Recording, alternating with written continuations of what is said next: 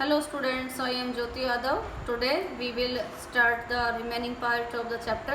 We have started chapter number 6 in geography, water and air.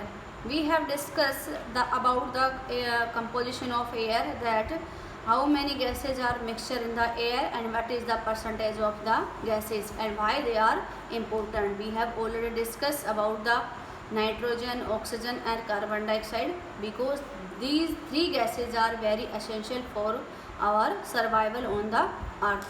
Now we will discuss about the structure of air. There is a difference between the composition and the structure of air. Composition mean the mixture कि उसमें क्या क्या चीज़ें मिली हुई हैं, और structure का अर्थ होता है कि किस तरह से उसकी फॉर्मेशन हुई है. ठीक है, तो यहाँ पर हम स्ट्रक्चर ऑफ एयर को डिस्कस करेंगे. Let us start.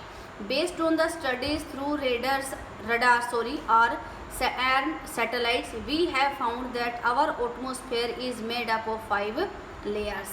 The radars and the satellites are the main source of studying the structure of air, and through this we have get information that the air is made up of our atmosphere is made up of as a 5 layers.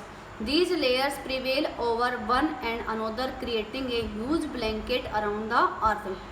और ये जो layers हैं 5, ये आपस में एक दूसरे से टच होते हुए क्रिएट करती हैं, और इस तरह से पूरा क्या है, एक आवरण सा बना रहता है. Let us read about them. अब उन 5 लेयर्स के बारे में हम पढ़ेंगे. First is the troposphere. This layer has 90% of the air in it. Means this is the main and the first layer, and that is having the 90% air. क्यों मतलब है इसमें एयर का कंपोजिशन कितना है, 90%.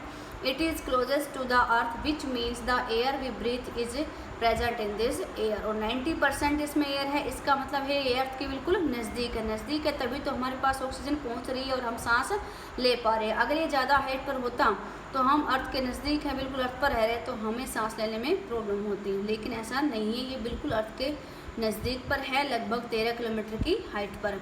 The height of this layer is 8 kilometre at the poles and 13 kilometre at the equator. की poles के ऊपर हाइट कितनी है, 8 किलोमीटर. मतलब अगर हम पोल्स पर चले जाते हैं तो पोल्स पर जाने के बाद केवल 8 किलोमीटर तक हमें क्या मिलेगी, ऑक्सीजन मिलेगी. उसके बाद अगर हम और ऊपर जाते हैं तो वहाँ पर ऑक्सीजन नहीं है. Means we will have the problem of breathing.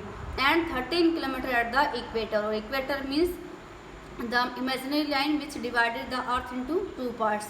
तो वहाँ पर जाते हैं तो केवल 13 किलोमीटर हम जैसे जैसे ऊपर जाते हैं वहाँ तक हमें ऑक्सीजन मिलेगी, उसके बाद हमें प्रॉब्लम्स आएंगी. Its temperature decrease with an increase in height. और जैसे जैसे हम टेम्परेचर क्या होगा, डिक्रीज होगा. जैसे जैसे हम हाइट पर जाएंगे तो टेम्परेचर क्या होगा, इस लेयर के अंदर कम होता चला जाएगा. This layer has water vapour and dust particles, and these are the 2 components of the air also, which we have discussed in the previous video. It protects the surface of the earth and living organisms from direct rays and heat of the sun. और ये सबसे पहली layer है, इसलिए last में जब sun rays ऊपर से आती हुई यहाँ पर आती हैं तो यहाँ पर हमें क्या करती हैं, प्रोटेक्ट करती हैं, क्योंकि काफ़ी सारी जो रेज हैं वो क्या हो जाती है, यहाँ पर ऑब्जर्व हो जाते हैं, क्योंकि इसमें लिविंग ऑर्गेनिज्म रहते हैं इसलिए. तो ये हमें प्रोटेक्ट भी करती है through the ultraviolet rays of the sun. All the weather phenomena like rainfall, thunder, lightning, cloud formation etc. occur in this layer only, and this layer is very important for us for 2 purposes. Firstly, it provides the oxygen for breathing, and secondly, the all weathering phenomena are occurred in this. So for the rainfall and the formation of clouds, this is very essential for the human being. अगर ये layers नहीं होगी, क्योंकि इसी में सारी जो भी हमारी रेनफॉल होती है ये इतनी किलोमीटर तक ही पाई जाती है, और यहीं तक ये सारी फिनोमिना जो भी एक्टिविटीज़ हैं वेदर की, ये सारी इसी में ही होती हैं. अगर ये लेयर नहीं होती तो ये सारी चीज़ें नहीं होती. Secondly, stratosphere. This layer lies about the troposphere. इससे थोड़ा सा ऊपर. मैंने बताया कि एयर का जो कंपोजिशन है उस कंपोजिशन के अकॉर्डिंग ही ये क्या है, हाइट के अकॉर्डिंग लेयर्स है वो बटे हुई हैं, कि कौन सी हाइट पर कौन सी गैसें मिलेंगी, उसमें क्या कंपोजिशन मिलेगा एयर के अंदर. इसलिए तो इसी के अकॉर्डिंग इसको बांटा गया है. तो ये क्या है, ट्रोपोस्फेयर से थोड़ा ऊपर. It's estimated height is 50 kilometre. मतलब 13 किलोमीटर तो थी हमारी ट्रोपोस्फेयर, और 13 किलोमीटर से 50 किलोमीटर तक क्या मिलेगी हमें, स्ट्रेटोस्फेयर लेयर. ठीक है। And above the sea level no clouds and other weather phenomena occur in this layer, कि मतलब बारिश वगैरह है, जो बादल बनने का काम है, कोई भी काम है, ये केवल 13 किलोमीटर तक ही होता है। ये सारा काम जो हमें दिखते हैं कि बहुत ऊंचाई पर बादल लेकिन ज़्यादा हाइट पर नहीं है, वो सी लेवल से केवल 13 किलोमीटर हाइट पर हैं। और इससे आगे क्या शुरू हो जाती है, स्ट्रेटोस्फीयर की layer. Its temperature remains constant for 20 kilometre and then increase with increase in height, कि 20 किलोमीटर तक तो टेम्परेचर बिल्कुल सही रहेगा, मतलब 13 से, और 20 किलोमीटर जब ऊपर जाते हैं तो कैसा रहेगा, टेम्परेचर सेम रहेगा जैसा वहाँ पर था। लेकिन बाद में जैसे जैसे हम ऊपर जाते हैं तो इसका टेम्परेचर भी क्या हो जाता है, हाई हो जाता है, क्योंकि इसके अंदर जो गैसेज है वो क्या हैं, गर्म गैसें हैं, तो इसकी वजह से इसका टेम्परेचर है वो बढ़ जाता है। The lower level of this layer is known as the ozonosphere because of the presence of ozone in concentrated amounts. और इसका जो लोअर पार्ट है, मतलब लगभग 35 से 50 किलोमीटर का जो एरिया बच गया है इसका, उसमें कौन सी गैस पाई जाती है, ओजोन, और इसीलिए इसको ओजोनस्फीयर लेयर भी कहा जाता है। ओजोन आपको पता ही है, ओजोन लेयर हमारे लिए क्यों इम्पोर्टेंट है, क्योंकि ये जो हमारी अल्ट्रावायलेट रेज होती है सन से आ रही हैं, उससे हमें क्या करती हैं, बचाती हैं, क्योंकि ये ऑब्जर्व कर लेती हैं उसको। इसके अंदर इतनी कैपेसिटी होती है जिसकी वजह से ये उसको ऑब्जर्व कर लेती हैं और वो रेज हमारे पास नहीं पहुँच पाते। Its height varies from 15 to 35 km. The ozone protects the earth from ultraviolet rays of the sun reaching directly to the surface, saving the living organism present on the earth. Jet airplanes fly in this layer. और जो भी jet planes है वो इस layer, मतलब 13 kilometre से और 50 kilometre, मतलब 14 किलोमीटर से 50 किलोमीटर का जो एरिया है स्ट्रेटोस्फीयर का, वहाँ पर जो जेट प्लेन्स है वो चलते हैं। मतलब जो भी एरोप्लेन्स वगैरह है ये इतनी हाइट पर जाती हैं, उससे आगे इनके लिए रास्ता नहीं है और इससे नीचे भी वो नहीं जा सकते, क्योंकि अर्थ के ऊपर बहुत सारी चीज़ें हैं जो इतनी हाइट पर हैं, बिल्डिंग्स भी बनी हुई हैं, तो वहाँ से वो टकरा नहीं जाती हैं। तो इसलिए इस लेयर का जो क्राइटेरिया है उसमें जो हमारे एरोप्लेन्स वगैरह है वो चलते हैं। नेक्स्ट है मेसोस्फीयर, मतलब मध्य हो गई एक तरह से। It lies about the stratosphere and extend from 50 to 80 kilometre in height, कि 50 किलोमीटर तो स्ट्रेटोस्फीयर का एरिया था, अब 50 से 80 किलोमीटर किसका एरिया हो गया, मेसोस्फीयर का। अब इसके अंदर देखो क्या क्या चीज़ें हैं। It is the coldest layer in the atmosphere and its temperature decrease with height, कि ये सबसे कोल्डेस्ट, मतलब इसका टेम्परेचर बहुत ही कम है। रीज़न क्या है, because it contains the cold gases. ठीक है, कुछ गैसेस क्या होते हैं, गर्म होते हैं, कुछ होती हैं ठंडी होती हैं या हल्की होती हैं, तो इसकी वजह से इसका टेम्परेचर बहुत ही कम है और इसकी वजह से इसको सबसे कोल्डेस्ट लेयर है वो कहा जाता है। द टेम्परेचर रीचेज -100 डिग्री, और इसका टेम्परेचर कितना पहुंचता है, लगभग -100 मान सकते हैं। Meteors and other Rocky objects coming from the space Burns in this layer, और जो भी हमारे सेलेस्टियल बॉडीज है, चाहे वो मेट्योर्स है या और इसमें, ये सारी चीज़ें कहाँ पर सेट की जाती हैं, इसी लेयर्स के अंदर। नेक्स्ट है thermosphere. This layer lies about the mesosphere at reaches the height of 400 kilometre from the sea level, कि मेसोस्फीयर का था 80 किलोमीटर तक क्राइटेरिया, 80 किलोमीटर से और 400 तक कौन सी लेयर आएगी, थर्मोस्फेयर। जैसे हमारे जो प्लैनेट्स हैं उनका भी एरिया बना हुआ है, क्योंकि वो कौन कौन से एरिया में कहाँ तक मूव करेंगे, कितना टाइम लगाएंगे, ऐसे ही इन लेयर्स का भी क्या है, एक एरिया बना हुआ है, एक रास्ता सा, एक घर सा बना हुआ है कि इतने किलोमीटर तक ये लेयर है, इतने किलोमीटर हाइट पर ये है। तो 80 से 400 तक है हमारी thermosphere. The temperature increase with an increase in height, और यहाँ पर भी टेम्परेचर क्या है, बढ़ता है, और कितना पहुँच जाता है, मैक्सिमम है वो 1500 डिग्री। ठीक है, सबसे ज़्यादा टेम्परेचर है। नेक्स्ट है the lower part of the layer carries ionised molecules and is known as the ionosphere, कि ये जो आयोनोस्फेयर इसलिए कहते हैं क्योंकि इसमें आयन जो गैस होती हैं, जो केमिकल्स होते हैं, उसके कुछ मॉलिक्यूल्स, मतलब कुछ पार्टिकल्स मिलते हैं, जिसकी वजह से इसको आयोनोस्फेयर कहते हैं। जैसे हमने पढ़ा था स्ट्रेटोस्फेयर में क्या मिलती है, ओजोन गैस, तो उसको ओजोनोस्फेयर कहा। इसमें क्या मिलते हैं, आयन गैस के, तो इसलिए इसको क्या कहा गया, आयोनोस्फेयर। रेशियो सबसे ज़्यादा है, इस वजह से कहा गया। Radio waves are reflected in this layer as they are low frequently waves and helps in wireless communication. और जो हमारे कम्युनिकेशन सिस्टम जो आज हमारे चल रहे हैं, फ़ोन्स हैं, टीवी है, रेडियो है, इन सब के लिए जो सैटेलाइट सेट किए जाते हैं वो कहाँ पर होते हैं, थर्मोस्फेयर के। और इसी की वजह से हमारा कम्युनिकेशन सिस्टम है वो चल रहा है। तो ये हमारे लिए इम्पोर्टेंट है, मतलब हर एक लेयर का अपना अपना कुछ ना कुछ तो क्या है इम्पोर्टेंस होती है। ट्रोपोस्फेयर क्यों है, क्योंकि एयर प्रोवाइड करती हैं। स्ट्रेटोस्फेयर क्यों है, क्योंकि ओजोन गैस की वजह से हमें अल्ट्रावायलेट रेज बचाती हैं। मेसोस्फेयर क्यों है, क्योंकि यहाँ पर क्या है मीटियोर्स वगैरह हैं जो हमारी सेलेस्टियल बॉडी है वो देख सकते हैं। थर्मोस्फेयर क्यों है, क्योंकि इसमें रेडियो वेव्स होती है जिसकी वजह से हमारा कम्युनिकेशन सिस्टम है वो काम करता है। लास्ट है exosphere. This is the top most layer that merge into the outer space. मतलब लास्ट की जो लेयर है जहाँ से आगे स्टार्ट किया जाता है हमारा ब्रह्मांड, जो हमारा क्या है यूनिवर्स, ठीक है। This layer contains gases like hydrogen and helium, therefore its temperature reaches 4500 degree centigrade and increases with increase in height. ये लास्ट है, इसका मतलब है 400 किलोमीटर से ऊपर जब हम जाते हैं जहाँ पर हमारा ब्रह्मांड है वहाँ तक कौन सी लेयर है, एक्सोस्फेयर है। और यहाँ पर सबसे ज़्यादा टेम्परेचर कितना है, 4500 डिग्री सेंटीग्रेड, मतलब सबसे गर्म जो लेयर है। इसके अंदर कौन सी गैसें, हाइड्रोजन और हीलियम, क्योंकि ये दोनों क्या है हल्की गैसें हैं, इसलिए कहाँ मिलेंगी, ऊपर मिलेंगी। भारी गैसें वो कहाँ मिलेंगी, नीचे मिलती है। जैसे ऑक्सीजन है, ऑक्सीजन सबसे भारी गैस है इसलिए अर्थ के बिल्कुल नज़दीक है, और ये सबसे हल्की गैस है इसलिए अर्थ से बिल्कुल दूर है, जहाँ पर क्या है हाइड्रोजन और हीलियम है। इसमें दिया हुआ भी है, देखो फैक्ट्स में कि oxygen is a heavy gas, therefore it is present in the lower level of atmosphere and this is the reason when mountaineers climb mountains और sky divers dive from the sky they need oxygen cylinders with them. और हल्की gas है इसलिए ऊंचाई पर जाते हैं ये मिलती ही नहीं है, सॉरी भारी गैस है इस वजह से, क्योंकि हल्की होती तो ऊपर मिलती। तो इसलिए जो भी पहाड़ों पर जाने वाले हैं या वैसे चढ़ाई करने वाले जो पर्वतारोही हमारे होते हैं, जिन्होंने जैसे माउंट एवरेस्ट को किया है फतेह, ऐसे ही तो उन लोगों को क्या करना पड़ता है, ऑक्सीजन सिलेंडर लेकर जाना पड़ता है। तो इसका रीजन यही है, because oxygen is not presented at the top of the या एट द हाईएस्ट माउंटेन्स।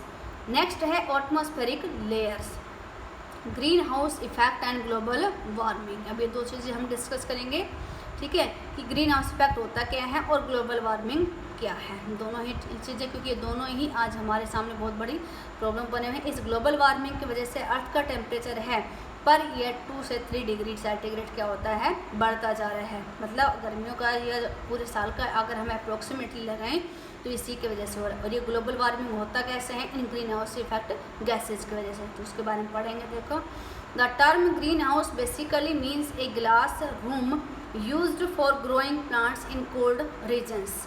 कि कोल्ड रीजन्स में क्या है, temperature is not suitable for growing any plants, so they are managing for growing the plants that like a glass room. कि कांच का एक क्या बनाया जाता है, रूम सा बनाया जाता है, ठीक है, क्योंकि वहाँ का क्लाइमेट है वो सूटेबल नहीं होता कि बाहर पेड़ों को ग्रो किया जाए, तो इसलिए वो एक कृत्रिम चीज़ें अवेलेबल करवाते हैं प्लांट्स को ग्रो करने के लिए, और उसके लिए एक रूम तैयार करते हैं ग्लास का, ठीक है। During the day time the sunlight is allowed through the glass walls into the chamber and the environment inside the glass chamber increasing। कि दिन के समय क्या है, सन की लाइट है वो किस पर गिरेगी, ग्लास के ऊपर, और वो क्या होगी, गर्म हो जाती है, वो दीवारें गर्म हो जाती हैं, और इससे उसका टेम्परेचर उतना ही हो जाता है जितना कि बाहर का, ठीक है। During the night this capture heat the temperature warm letting the plants grow at their natural pace. और इसी से ही इन प्लांट्स को क्या मिलता है, सन हीट, क्योंकि आपको पता है सन हीट बहुत ही ज़्यादा ज़रूरी है किसी भी प्लांट की ग्रोथ के लिए, चाहे वो गर्मी का टाइम हो चाहे वो सर्दी का। तो इसी सनलाइट की वजह से प्लांट्स को क्या मिलती है, टेम्परेचर मिलता है और उनकी ग्रोथ है वो होती है। The same phenomena is used on earth. यही प्रोसेस कैसा कहाँ यूज होता है, अर्थ के ऊपर। कि अर्थ के ऊपर जो पूरी अर्थ है वो भी क्या है, एक गिलास की तरह है, ठीक है। Carbon dioxide observe the heat of the sun and does not allow it to escape at height that's keeping the earth temperature warm. कि जो कार्बन डाइऑक्साइड गैस है जो रिलीज होती है कैसे, कि हमारे जो व्हीकल्स वगैरह चलते हैं, जो स्मोक वगैरह चलते हैं, जो फैक्ट्री चलती है उससे, तो वो कहाँ पहुँचती हैं, इन्वायरमेंट के अंदर, और उसी से क्या होता है, हमारा इन्वायरमेंट गर्म होता है, हमें क्या फील होती है, गर्मी, और इसी से क्या होता है, टेम्परेचर बढ़ता है। This effect is called the green house effect, और इसी को क्या कहा गया है, ग्रीन हाउस इफेक्ट। कि ग्रीन हाउस इसलिए कहा गया क्योंकि इसमें क्या है, प्लांट्स का रोल मेन है इसलिए, और इसका इफेक्ट होता है हमारे ऊपर। But with technology and population advancement and deforestation, the amount of carbon dioxide has increased at an alarming rate। और धीरे धीरे डिफॉरेस्टेशन मीन्स पेड़ों की कटाई से, और जो पॉपुलेशन बढ़ रही है, टेक्नोलॉजी है, व्हीकल्स हैं, इन सब की वजह से ये जो कार्बन डाइऑक्साइड का परसेंटेज है वो धीरे धीरे क्या हो रहा है, बढ़ रहा है। अब जितनी ये गर्म गैस है, जितनी ज़्यादा गर्म गैस इन्वायरमेंट में आएगी तो गर्म टेम्परेचर भी क्या होगा, ज़्यादा होगा, तो इसी वजह से क्या होगी, गर्मी ज़्यादा होती है। The increase amount of carbon dioxide observe more heat and the average temperature of earth increase, और इसी के वजह से टेम्परेचर क्या हो गया, इंक्रीज होगा। And this rise in the earth atmosphere is called global warming, और इस तरह से इस गर्मी की वजह से जो अर्थ का टेम्परेचर बढ़ता है उसको क्या कहते हैं, ग्लोबल वार्मिंग। और इसी ग्लोबल वार्मिंग की वजह से जो हमारे आइस वर्ग हैं, जो आइस कैप्स हैं, वो क्या हो रहे हैं, धीरे धीरे मेल्ट हो रहे हैं, क्योंकि उनको जो फ्रीजिंग पॉइंट चाहिए, फ्रीजिंग टेम्परेचर चाहिए, वो क्या हो रहा है, अब बढ़ गया है, जिसकी वजह से वो क्या है, आइस मेल्ट हो रही है। और वो जो माउंटेन से जो आइस मेल्ट होकर अर्थ के ऊपर आ रही है, उससे क्या है, अर्थ पर बहने वाली जो नदियां हैं उनका वाटर लेवल क्या हो रहा है, बढ़ रहा है, जिसकी वजह से बाढ़ वगैरह आ जाती हैं। Given below are some observation on global warming, कि इस ग्लोबल वार्मिंग को लेकर कुछ ऑब्जर्वेशंस किए थे हमारे साइंटिस्ट ने कि क्या हुआ, किस वजह से ये हुआ, तो उसके बारे में पढ़ रहे हैं। The concentration of carbon dioxide has been recording the most in last year in the past millennium, कि जो लास्ट ईयर अगर हम माने 2018 को वैसे भी घोषित किया गया, सबसे गर्म ईयर घोषित किया गया है, कि सबसे ज़्यादा जो कार्बन डाइऑक्साइड की मात्रा इंक्रीज हुई थी वो लास्ट ईयर हुई थी 2018 में। द ग्लेशियर्स आर रिट्रीटिंग, मतलब मेल्ट हो रहे हैं, ice sheets are losing tonnes of ice every year and snow, और जो बर्फ़ है वहाँ पर already covered lands have less snow every year as observe by the satellite, कि जो एरिया हमेशा स्नो से कवर रहते थे वो भी धीरे धीरे क्या हो गए हैं, मेल्ट होते चले जा रहे हैं, ऐसा हमारे सैटेलाइट्स के उससे पिक्चर से पता चला। Sea levels are increasing slightly every year due to melted ice joining the water bodies in huge amounts, और जो वाटर लेवल है सी का वो भी क्या हो गया, इंक्रीज होगा, क्योंकि वो नदियों का पानी कहाँ आता है, सीज में आता है, और वो पानी कहाँ से आ रहा है, बढ़कर अब मेल्ट हुई आइस से। 11% of the human population is breathing concentrated air affecting their health, और इसके वजह से क्या है, जो ह्यूमन पॉपुलेशन है वो बहुत ज़्यादा इफेक्ट हो रही है, and they are having the problem of breathing also. Next है हमारा वाटर, छोटा सा इसको डिस्कस कर लेते हैं। Like the air around us is known as atmosphere, the water around us is known as the hydrosphere. ये वही सारे जो हमारे हमने 6th क्लास में पढ़े थे, इसके जो अर्थ के डोमेन्स थे, उन्हीं के बारे में पढ़ रहे हैं। 2 डोमेन्स हमने 6th क्लास में डिस्कस किए, 2 हम इसमें पढ़ेंगे, एटमॉस्फेयर और हाइड्रोस्फेयर। तो हाइड्रोस्फेयर का है मतलब जो वाटर बॉडीज है, जो वाटर कवर्ड है अर्थ के ऊपर, that is called the hydrosphere. In the past decade the occurrence of high temperature events have been recorded more than cold temperature events. The US has experience the warmest winters ever in the year 2018। मैंने बताया कि 2018 को उन्होंने घोषित किया है कि सबसे ज़्यादा गर्म साल था। Polar bears and other Arctic animals are facing starvation and other living hardship that में रिजल्ट इन देयर एक्सटेंशन, और जो पोलर बियर्स मतलब जो पोलर एरिया में, जो ठंडे एरिया में रहने वाले जो जानवर थे, वो आज ख़त्म होने के कगार पर हैं, because they are facing the problem of food, क्योंकि उनका जो क्लाइमेट है वो ख़त्म हो रहा है धीरे धीरे, जिसके अंदर वो रहने की उनकी हैबिट है, जो खाना उनको मिलना चाहिए आइस के अंदर वो अब मिल नहीं रहा, क्योंकि वो आइस क्या हो रही है, पिघल रही है। तो ये कुछ प्रॉब्लम्स हैं जो ग्लोबल वार्मिंग की वजह से आ रही थी। The water cover 71% of the total earth surface, कि पूरे अर्थ के ऊपर लैंड तो कितनी है 29%, और पानी कितना है 71%। Existing its dominance over the land, it is estimated that the earth surface carries about 1250 means 1250 million cubic kilometre of water. ये रेशो दिया गया, पानी कितना है, its amount is said to be fixed, और यही अमाउंट क्या है, फिक्स है, ठीक है, ये कम ही होगा, बढ़ नहीं सकता। It has a great capacity to absorb heat, therefore the circulation of water helps in regulating temperature. और इसी पानी का क्या हुआ, धीरे धीरे इवेपोरेशन सर्कुलेशन चलता रहता है, इवेपोरेशन हुआ, कंडेंसेशन हुआ, फॉर्मेशन हुई क्लाउड्स की और बारिश हो गई, तो ये सर्कुलेशन चलता रहता है. Water is one of the most essential components for the survival of all living organism on earth. और ये बहुत ही ज़्यादा ज़रूरी है. We have already discuss about its importance, so no need for read the again. So that's all from myself. If any queries, you can contact to me. Thank you.